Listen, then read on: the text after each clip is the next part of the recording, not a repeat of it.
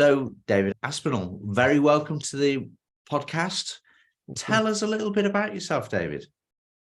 I work in fleet sales at Swansway. I've been here for coming up to 15 years now. I'd worked in various sales environments before, and this is the one that just seems to have stuck. So where is Swansway Garage? We're based in Central Fleet Hub in Crewe, and we deliver out across the UK. From there. So how did you get involved with Swansway in the first place? So I worked at Crewe Volkswagen briefly, which is one of Swansway's dealerships, and then I got the opportunity to come and work in the fleet department full time on a 3-month trial. And that was about 14 years ago, so it seems to be going all right. And were you always interested in cars? Yeah, my mum and dad, I both used to work in the motor trade, and they actually met working at a car dealership. So I think I was always probably going to end up working with cars. Yeah. A lot of different things going on with cars at the moment, isn't there? A lot of different technology coming in. Yes, it's quite interesting, some of the different technologies that are coming in. And I think some people aren't quite ready for some of the new technologies, like electric cars. I've seen a few people go back to having an engine again. It's just not suitable to have a charger at home, and they can't really get one at work, and they don't want to be waiting around. And like I say, there's a few people who seem to be going back towards cars, the internal combustion engine. Yeah, interesting. EVs coming in more into the fleet market than into kind of domestic, if we call it that, or not so much. With domestic, you've got the benefits of you don't need to go to the petrol station. You can in theory charge it at home, and there's the perception that it's better for the environment because the lower CO2s. And then there's a fleet market. Obviously, the users benefit from lower company car tax. There's lower benefit in kind on electric vehicles.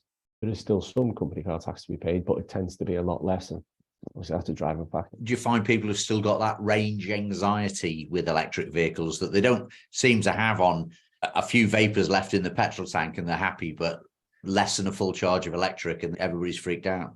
Yeah, range anxiety is definitely a real thing. Like you say, when you've got vapors in your car, if you break down 5 minutes from home, you can call your friend or your wife or your partner, and they'll bring you a jerry can and you're good to go. If it's in an electric vehicle, it's a different opposite. So, I mean, do you think electric for fleet, I'm talking about really, do you think electric's the future, or maybe not so much? What percentage of fleet cars in the next 10 years do you reckon is going to end up in electric? I think there'll be more and more of it as ranges get better, and also drivers get used to driving them differently as well. If you're based in a city centre, for example, cars are great. They're very nippy in that sort of 0 to 30 mile an hour, pulling out of a junction where you want it to be. And if you're only going to be doing short distances and there's going to be access to charging points, you might have access to 2 or 3 throughout the day. So if the first one's busy, then it doesn't matter. So that'll be good. I don't think you see as many as the traditional sales rep who's going to be doing 40, 50, 60,000 miles a year. A lot of the people who do that sort of thing, if they're going to visit a customer who's up in Scotland, they might take a train now, or they might do a Zoom call. Doing massive amounts of miles isn't as essential as it used to be. You're seeing that coming through into the fleet purchases? Yeah, what I tend to do is leases. So people leasing company vehicles, and average mileage is creeping down. So they're still leasing the vehicle, they're just not taking the bigger mileage packages. What sort of customers are you leasing fleets of vehicles to? What's your average customer look like, David? So I have an engineering company. There's people in the office, like health and safety manager and the director, who have company cars, the accountant. And then there's drivers on the road, reps, who go out and visit customers or do estimates for the engineering work. They all have company cars. And then they also have vans as well, which they lease through the business, which the engineers actually go and do the driving in. So roughly how many vehicles would be in your average fleet customer? So average ones tend to be sort of 5 to 25 is your sort of bridge. And then anything over that, you'll find that's when people start doing deals direct with manufacturers, things like that. Okay. And the manufacturers come in and want the bigger fleets directly. Yeah, a lot of what we do is leasing as well. So people who aren't necessarily concerned with owning the vehicle after 2 or 3 years, they knew they were going to change it anyway, and they'd like to have something new. So they've got the warranty and they've got the reliability. And also there's definitely a bit of, look at my nice new car. I understand it, a lot more people are actually leasing cars than they ever used to do in the old days. Yeah, like I say, that it's trying to achieve that monthly rental, and they know that they were going to change in 2 years. So is ownership really that big of a concern? Yeah. So what your domestic person, your personal lease type person, what are they doing then? Buying on a 3-year or 4-year lease? We tend to find 3-year tends to be about the average. We get some who are 2 who just like to change a bit more often. A lot of the leasing companies with the supply issues are actually giving customers the opportunity to extend as well. So there are a few who originally went for 3 and keeping it for 4 now. And that's just because there isn't that many new vehicles coming into the country to service the leases that are terminating. Yeah. I'd never heard of a semiconductor probably 2 years ago, and now, yeah, it gives me chills. So it's all due to the semiconductors not being available to put into the cars in the factories? Yeah, a lot of it is to do with semiconductors. There's other factors as well, such as the war in Ukraine has had an effect on supply. A few of the manufacturers had one of the large parts factories in the Ukraine. Obviously, the people in Ukraine are not working at 100% capacity. Yeah. So that all puts pressure on the supply. So what are you doing then? If somebody's got a lease, it's coming up, and are you talking to them about a new car, or are you talking to them about extending the lease on the existing one? So the challenge that we're facing now is trying to get people to look at replacing the car earlier. So whereas before, you used to be able to get majority of cars within about a month. It may be, I can't get your blue one, but I can get your black one, or I can get you a black one and it's got these wheels on rather than those ones. Whereas now it's going to be sort of a minimum of 3 months, and realistically you need to be looking 6 to 9 months out. So if you're on a 2-year lease and you've got to give it 18 months before you start thinking about changing, it's 6 months, and then you've got to start thinking about changing because in 18 months time you needed to have had your order in. So you don't get much time driving the car without thinking about getting a new one these days. The leasing companies are getting a bit more flexible with people and are extensions at the end of the contract until the new one comes in, which is good. And I think it's something that they had to do. So, I mean, what happens to all these lease cars that people are taking now? Where do they go? So traditionally, they just used to be collected and took to an auction. But I think more are being sort of filtered into the dealer network now because there's a shortage of used cars. Whenever there's a shortage of new, there's less part exchanges going in, and then that creates a shortage of used cars. And can you get a lease on a used car then? So with leasing, you tend to be better, especially at the moment where there's less of a difference than there normally is price-wise between a used and a new car. But new car leases tend to be sorted by the manufacturers who are looking for registrations. So they will enhance the residual value of the car, which helps lower your monthly payments, and they'll also offer more discounts, which again comes to that monthly payment that you're looking for. So the manufacturers are subsidizing movement on new cars, but not on second-hand cars. So if you're looking to lease, you may as well have a new one. Yeah, they have no interest in used cars. That is, it doesn't go towards their target. It doesn't generate them profit. Have you got much of a second-hand car market at Swansway Group? Swansway has quite a few used car sites across the group, and yeah, they tend to do quite well. Again, it's the part exchanges coming from the new cars across the sites. Were you ever involved in that side of the business? No, that's something that's really grown in the last few years since I've been well embedded in fleet. So what's the weirdest thing that a fleet buyer's ever asked you? We get some really particular things on vans. And so there's different rackings and making sure the floor so that you can hose it clean in the back and just a little bit. Okay. I'm not sure if I want to ask what you do. And that's just down to you have to go to the manufacturer and find out the specs on the vehicle, is it? No, so sometimes, like with vans, you'll tend to get the van sort of as it comes, and it's effectively a big box at the back of the vehicle, and we can arrange for it to then be lined or have racking fitted. Or if you want your company logos putting on, we can have trackers fitted to it so that you can keep an eye on your drivers. If they're doing like delivery companies, it helps them keep customers updated. Or like I say, where there's engineers visiting a site, they can track them and let customers know and things like that. So there's a number of different things that can be done to the vehicles before the customer takes delivery. And if we can do that for them and make it easier, so they can just order a car with me, I do all the dancing around and get stuff ready, and then the car's just delivered to the driver. I think it's just trying to make the least amount of effort for them. Yeah.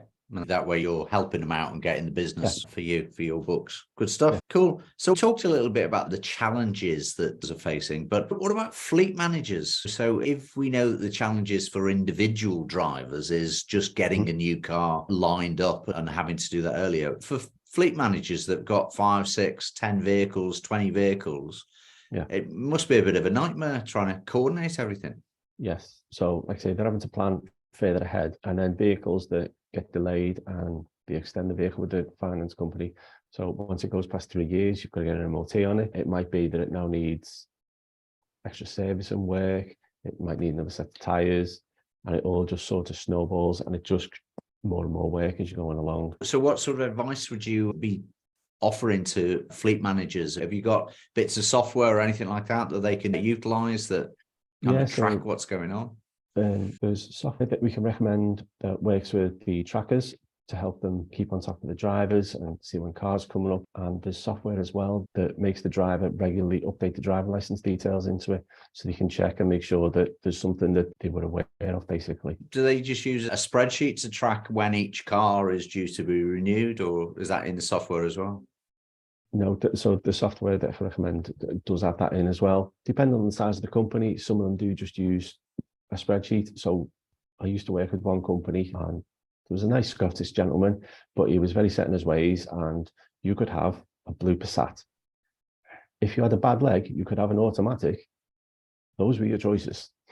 Right. So it was quite easy when they came up for renewal, because we just ordered another blue Passat. Was that just for him, or did everybody in his company have to have a blue Passat? Oh no, he had a nice car. He had an Audi. But every one of the drivers would have a blue Passat. Yeah. And it wasn't even sign written or anything? Nope. No, you can have a blue one. It wouldn't even let them pick the colour. It was just, like I say, it made it very easy for me. But having worked with salesmen, we tend to like shiny things. We're competitive, and you want to show that you're doing well. So you want the nicest car in the car park. And sometimes with fleet managers, that can be an issue, because people will want cars that are nicer than someone else's car. But if they've ordered 12 months ago and prices have increased since then, the monthly payment's going to be different. So it might fall outside of his budget. So it's another challenge that they face. Yeah. And maintenance and all that tends to be built into the lease cost, does it? Or is that on top? So with personal users, you have the option. With businesses, you find that a lot of them do go for maintenance. It makes it a lot easier to account each month. You don't need to allow for servicing costs or tires and things like that. It's all just included in the cost of the contract. And it's just a nice set amount each month that the accountant can log against the car, and that's that. Yeah, easy for everybody. What sort of trends do you see coming up in the automotive industry in the next sort of 5 years? Anything you've spotted? We seem to see more sort of SUV style raised up vehicles. And I think some of that is just because it accepts the technology better. Electric batteries go along the base of the car. It needs a bit bigger of a car to take that in. If you're going to get a good range, and with hybrid vehicles as well, there's just a bit more technology to fit in. And you'll find the interface between your phones, there's already cars now where you can check if your car's locked, you can put your heated seats on and things like that. I think you'll see more and more stuff like that coming through. And is the new technology coming through sort of from the Korean companies and the Chinese companies, or is it still the German and the American companies keeping up with the Asian vehicle manufacturers? No, you'll see it coming through from the German manufacturers. Seem quite keen on it, and you'll find that they will all try and keep up with each other. And like you say, with cars being a motive, you want to be able to say that your car's got X, Y, and Z on. So the manufacturers want to make sure that they've got at least the same as what everyone else has got.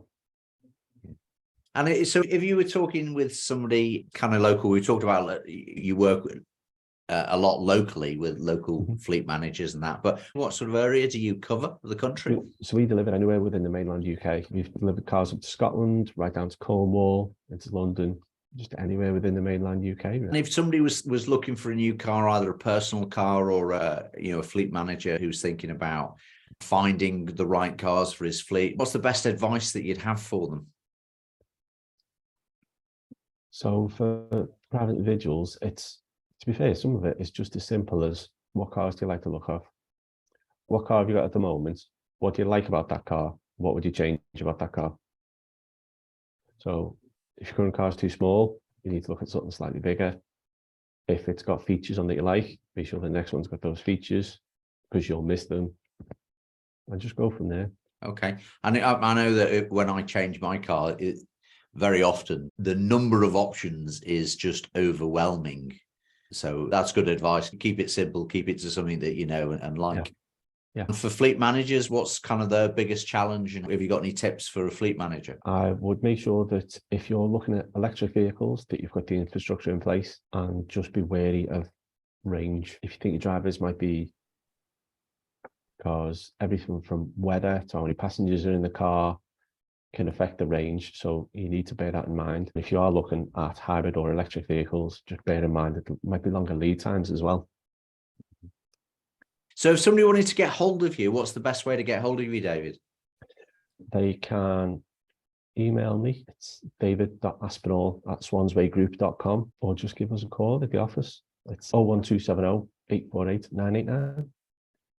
And you're more than happy to help anybody figure out what vehicle they're looking for and maybe source it for them. Yeah. All right. Thanks very much, David. It was lovely to speak with you. No worries. And you. Cheers now. Take care.